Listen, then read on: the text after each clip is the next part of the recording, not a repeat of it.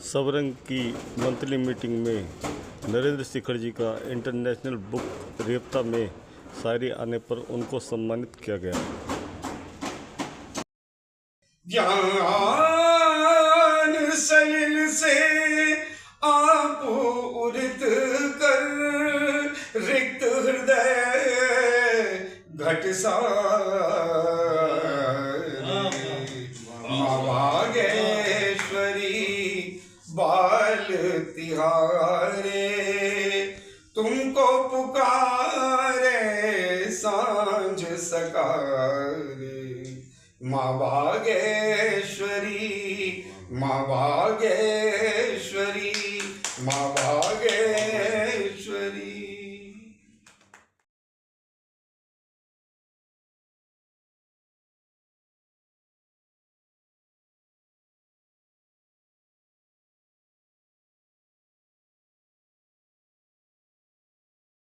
आज हमारे लिए बहुत खुशी का विषय है कि हमारे नौजवान शायर कवि नरेंद्र शेखर साहब रेख्ता में उनका बहुत सारी कविताएं शामिल की गई हैं। रेख्ता के बारे में मैं ये बता दूं कि रेख्ता शायरी का एक ऐसा नेशनल और बहुत विश्वसनीय मंच है, इंटरनेशनल मंच है। और इस मंच पर देश ही नहीं विदेशों के भी तमाम बड़े शायरों बड़े कवियों का कलाम इस पर पड़ा है। मुझे बेइंतहा खुशी हुई जब मुझे 2-3 दिन पहले ये पता चला। फिर मैंने उस पर सर्च किया तो नरेंद्र शेखर साहब के साथ सबसे ज़्यादा खुशी की बात यह है कि दुष्यंत कुमार जी के साथ इन्हें अगर सर्च करो तो दुष्यंत कुमार जी का कलाम इनके साथ निकल कर सामने आता है। हमारे लिए ये बहुत गर्व और फख्र की बात है कि हमारे शहर का नौजवान शायर रेख्ता तक पहुंचा। मैं रेख्ता के बारे में और कवियों के बारे में बता दूं, एक ज़माना ये था, एक चटकुला यह है कि ट्रेन में 2 मुसाफिर सफ़र कर रहे थे तो उन्होंने अनजान थे एक दूसरे से, परिचय जब उनका हुआ तो उन्होंने उससे पूछा कि भाई आप कौन हो, कहाँ से हो, क्या हो। तो उन्होंने कहा कि साहब मैं ऐसे ऐसे कवि हूँ। फिर उन्होंने उनसे पूछा कि जी आपके भैया मैं बहरा हूँ।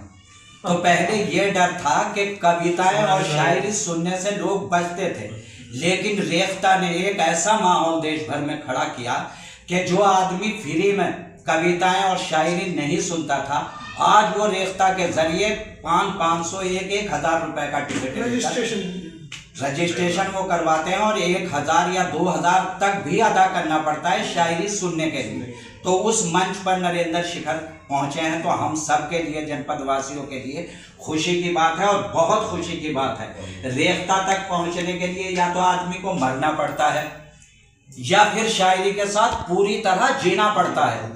जीने और मरने तक का रेख्ता के साथ हुआ है, या अगर आप शायरी के साथ पूरी तरह जी रहे हैं तो रेख्ता तक पहुंचेंगे, और अगर आप मर गए तो आपका कोई दोस्त आपको रेख्ता तक पहुंचा देगा। बहुत कुछ है तारीख की इब्तदा से अगर जाएं तो रेख्ता का पता एक किताब लिखी थी मुकदमा शेर व शायरी, मौलाना अल्ताफ़ हुसैन हाली साहब। मौलाना अल्ताफ़ हुसैन हाली की हैसियत अगर आप दुनियाए अदब में नहीं बल्कि फ़ारसी ज़बान में ईरान से अज़रबैजान जो आप नाम जिन मुल्कों के नाम जंग की वजह से सुन रहे हैं, दरअसल वहाँ से ट्रांसफ़र होता। रेख्ता का जो फ़ारसी मतलब मौलाना अल्ताफ़ हुसैन हाली की एक खूबी और ये भी थे कि वो इस्लाम के बहुत बड़े मतलब विद्वान थे और साथ साथ मिर्ज़ा असदुल्ला खान गालिब के शागिर्द भी थे। अब दोनों विरोधाभास आप देख लीजिए कि गालिब कहाँ और एक मौलाना कहाँ। तो इसमें एक शेर पढ़ा जा सकता है कि नामुनासिब या खून खोलाना फिर किसी वक्त पे मौलाना, खून खोलाना फिर किसी वक्त पे मौलाना। तो मौलाना उनके शागिर्द थे, तो फारसी से जब एडॉप्ट किया तो उन्होंने क्या रेख्ता के लफ्जी माने बता देते हैं कि कहने वाला, फारसी में मायने हैं इसके कहने वाले। इसकी सदी के 10 हिंदुस्तान के नहीं वर्ल्ड के 3 शायरों से एक नाम प्रोफेसर शहरयार साहब का है। मैं समझता हूँ, आशा करता हूँ इसे आप पढ़ेंगे भी और इससे तहरीक भी लेंगे और आपको बहुत बहुत मुबारकबाद, बहुत बहुत शुक्रिया। वो कम है। बिजनौर में शायरी करने वाले, बिजनौर से निकलने वाले, दूर दराज मंचों पर और अच्छा नाम रोशन करने वाले जितने भी लोग हुए हैं, अब उनमें एक नाम भाई नरेंद्र शेखर कालिया। मैं अपनी ओर से, संस्था की ओर से उन्हें एक बार उनको बहुत बहुत बधाई देता हूँ। इसी तरह तरक्की करते रहें और बिजनौर का भी नाम रोशन करते रहें भाई। कमियाँ, त्रुटियाँ, भावनाओं में लिखना एक अलग बात है, और दीप भाई और हम कब से कम एकता के समय से परिचित। उसके बाद एक समय आया जब मैंने देखा कि मेरे पास काफ़ी सारा मटेरियल इकट्ठा हो गया, तो मैंने कहा इसका करूँ क्या। तो मैं उस मटेरियल को लेकर पहुँचा था दीप भाई के पास। मैंने कहा दीप भाई इसका करना क्या है। उन्होंने कहा कि बहुत अच्छा है, तो पूरी एक किताब दिख रही है मुझे इसके अंदर। थोड़ा बहुत इसको मैंने कहा इसको चेक कराइए इस पर। तो इन्होंने खुद चेक किया, चेक कराया और फिर वहाँ से यात्रा धीरे धीरे शुरू हुई। हालांकि वो पहली किताब का शक्ल भी बन गया, पहली किताब भी आ गई सदर मुखौटों का। मुझे खुशी भी हुई। फिर मैं कहीं पढ़ता तो था नहीं, मैं कहीं आता नहीं था, जाता नहीं था, ज़्यादा बस यार दोस्तों तक मेरा था और मेरा लिखने का मेरा शौक़ था, पढ़ने का मेरा शौक़ था। तो मैं जाता नहीं था, आता नहीं था। फिर दीप भाई के माध्यम से कहीं ना कहीं मेरा जाना शुरू हुआ। फिर मैं पढ़ने में झिझक रहती थी, पढ़ता था, लेकिन इस तरह से एक यात्रा चल रही थी। और फिर मुझे जब वहाँ पे प्रोत्साहन मिलने लगा कि नहीं आप अच्छा कह रहे हो, आप अच्छा लिख रहे हो, अच्छा हो, तो फिर मुझे लगा कि यार इसे मुझे और सीरियस लेना चाहिए, है ना। अब त्रुटि की कोई गुंजाइश नहीं बनती, क्योंकि जब आप उन लोगों के बीच पढ़ रहे हो, है ना, जो लोग शायरी को जान रहे हैं, जिन्होंने जीवन शायरी में लगा दिया, और जब आप उन लोगों के बीच बैठ के अगर कोई बात आप कह रहे हो, तो आपकी कोशिश ये होनी चाहिए कि आप जितनी कम से कम त्रुटि करो। हालांकि मैं गज़ल का बहुत छोटा नन्हा विद्यार्थी हूँ और कदम कदम पर सीख रहा हूँ, क्योंकि ये मेरी बदकिस्मती कह लो या कुछ कह लो, क्योंकि मेरा उर्दू से पढ़ी से ज़्यादा हो नहीं पाया, है ना। और मैंने जितना भी उर्दू को समझा, जाना, वो शायरी के माध्यम से जाना, शायरी के माध्यम से समझा। और उसके लिए मुझे कितनी मेहनत लगी होगी, उन वर्डों को लिखना और उन्हीं के मीनिंग याद करना, ठीक है, उन्हीं का इस्तेमाल करना, ये सिर्फ मुझे ही पता है। फिर वहाँ से यात्रा चलनी शुरू हुई और मैंने फिर कोई भी चीज़ को बहर के माध्यम से ही लिखने का प्रयास किया। फिर मैंने सारी चीज़ें सीखी कि बहर कौन कौन सी हैं, किस तरह से हैं, कौन सी 32 बहरें हैं, इसका क्या मतलब, इसका क्या मतलब, ये कैसे हैं, इसके छंद क्या हैं, वो सब पे मैंने काम करना शुरू किया। और इसमें भी बहुत बड़ा योगदान अगर मैं कहूँ तो वो रेखता का रहा, क्योंकि मैंने रेखता से किताबें ऑर्डर करी। मैंने रेखता से कई बार कम से कम 4-6 किताबें मैंने रेखता से मंगवाई हुई। और फिर उसके अलावा फिर मैंने यूट्यूब से भी सीखा कि अगर मुझे कोई और उस्ताद नहीं मिल रहा, मैं किसको उस्ताद बनाऊँ। मैं तो लोगों से मिल रहा हूँ, बात कर रहा हूँ, लेकिन सब अपनी जगह व्यस्त हैं, सब अपने मज़े में हैं, सब अपनी चीज़ों में हैं।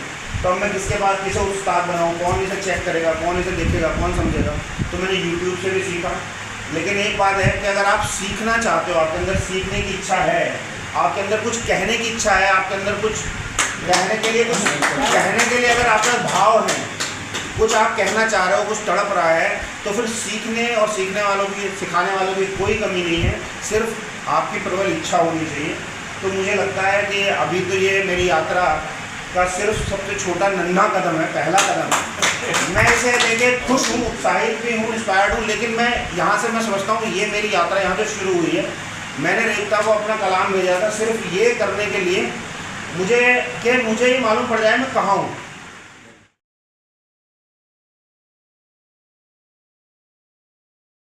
यही किस्सा है, शायरी ज़िंदगी का हिस्सा है, शायरी ज़िंदगी का हिस्सा है। और इश्क क्या इश्क गर गज़ल ना हो, इश्क क्या इश्क गर गज़ल ना हो। प्यार करना भी एक सलीका है, प्यार करना भी एक सलीका है। और वो सितम करके पूछते हैं यही, कहो अंजुम पता क्या लिखा है। तो भाई नरेंद्र शेखर आए और कुछ जाना नहीं रहा, मुद्दत गुजर गई, मेरा जाना नहीं रहा, और मौसम भी उस गली का सुहाना नहीं रहा। मुद्दत गुजर गई, मेरा जाना नहीं रहा, मौसम भी उस गली का सुहाना नहीं रहा। तीरों कमा हो गए, तीरों कमा हो गए बेकार मेरे सब, तीरों कमा हो गए बेकार मेरे सब, अब मेरे पास कोई निशाना नहीं रहा। तीरों कमा हो गए बेकार मेरे सब, अब मेरे पास कोई निशाना नहीं रहा। सबसे दुआ सलाम रहे, सबसे दुआ सलाम रहे ऐसी सोच थी, सबसे दुआ सलाम रहे ऐसी सोच थी। वो लोग खो गए वो जमाना नहीं रहा, वो लोग खो गए वो जमाना नहीं रहा। क्या कहने। और शेर ये है कि आना न हो तुम्हें, आना न हो तुम्हें ये अलग बात है मगर, आना न हो तुम्हें ये अलग बात है मगर, ऐसा नहीं कि कोई बहाना नहीं रहा, ऐसा नहीं कि कोई बहाना नहीं रहा। और लोगों तुम्हारे हाथ के पत्थर कहाँ गए, लोगों तुम्हारे हाथ के पत्थर कहाँ गए, क्या शहर में कोई भी दीवाना नहीं रहा। लोगों तुम्हारे हाथ के पत्थर कहाँ गए, क्या शहर में कोई भी दीवाना नहीं रहा। और हम हर किसी को आगे बढ़ाने में खुश रहे, मकसद कभी किसी को गिराना नहीं रहा। कौन कहता है मियाँ चोरी की थोड़ी आदत है मुफ्तखोरी की, कौन कहता है मियाँ चोरी की थोड़ी आदत है मुफ्तखोरी की, ईमान से पूरा नहीं पड़ता है इतनी फरमाइशें हैं चोरी की, फरमाइशें हैं चोरी की। तो इस मिजाज की शायरी करते हैं भाई मनोज शर्मा। तो मैं चाहूँगा कि रवायत है कि आदमी तो ना मर सका लेकिन, आदमी तो ना मर सका लेकिन सांप शर्मिंदगी से मारा गया। और कई मक्कार आए तब जाकर, कई मक्कार आए तब जाकर आदमी का जहर उतारा गया। अच्छा है वही मनोरंजन। दो चार लाइन है उसके बाद कि आंख से बचा के आंख, आंख से चुरा के आंख, आंख से मिला के आंख, आँखियां मिलाई थी। आंख से चुरा के आंख, आंख से बचा के आंख, आंख से छिपा के आंख, आँखियां मिलाई थी। और कान से छिपा के बात, कान से बचा के बात, कान्हा से मिलन कानन राधिका जी आई थी। कानन मतलब वन में। हिया में लगा के लाग, लाग हिया की छिपा के लाग, हिया की दिखा के लाग, हिया मुस्काई थी। कान्हा ने पकड़ कर, कान्हा ने अधर धर, आंगुली अधर कर बांसुरी सुनाई थी। और थोड़ा सा कैसा सुनाया था क्योंकि ये भी ताजी है, भी कुछ पढ़ने में नहीं आई थी। तो उसके बाद में जब सुदामा जी जाते हैं कृष्ण जी के पास और वो अपनी पोटली छिपा रखी है उन्होंने, जो उनकी पत्नी ने दी है भेंट के लिए, कि नजरें छिपा के आज, नजरें बचा के आज, नजरें चुरा के आज, नजरें चुराई हैं। वो कृष्ण जी से नजरें बचा रहे हैं कि मैं क्या कहूँ, अपनी दशा कैसे कहूँ, कैसे इनसे किस काम से आया हूँ। कि नजरों में भर ली पोटली बगल दबी, सुदामा छिपाए रहे भेजी जो बोझाई है। एक मुट्ठी भात खात, एक एक मुट्ठी करके वो उसका चावल खा रहे हैं। एक मुट्ठी भात खात, एक मुट्ठी भात खात, एक मुट्ठी उठाने पे रानी अकुलाई है। 2 मुट्ठी भात खा चुके हैं, तीसरी मुट्ठी का नंबर आ रहा है। तो जो उनकी रानी है वो अकुला गई है। क्यों अकुलाई? कि 3 मुट्ठी 3 लोग, 3 दशा 3 रोग, 3 मुट्ठी 3 लोग, 3 दशा 3 रोग, तीजी मुट्ठी भात पे फिर भ्रकुटी तनाई है। राज 3 लोक का ना दे डाले त्रिलोकी कहीं, यह मंद देख उन्हें हंसत कन्हाई है। तो उन्हें देख के कृष्ण जी मुस्कुरा रहे मन मन। दौरे गुर्बत में गैर क्या जावेद, दोस्त भी किसके पास होते हैं, काफिले राह में नहीं रुकते जब शजर बेलिबास होते हैं। बहुत पुराने शेर हैं ये मेरे। और इसी ज़ैल में और शेर समात फरमा लें, इस मुफलिसी ने बच्चों को हसास कर दिया, इस मुफलिसी ने बच्चों को हसास कर दिया, इखलास और प्यार के सभी जज्बात मर गए और मुद्दत के बाद घर में जो मेहमान आ गया मेरे तमाम बच्चों के चेहरे उतर गए, मेरे तमाम बच्चों के चेहरे उतर गए। और देख लीजिए, कभी एक शेर, अलग अलग सीधा मौजू पर शेर हैं थोड़े से तन, कि कभी फरेब ना उसने मुझे दिया जावेद, कभी ना उसने फरेब दिया मुझे, कभी फरेब ना उसने मुझे दिया जावेद, वो आसमान है लेकिन जमीन लगती है।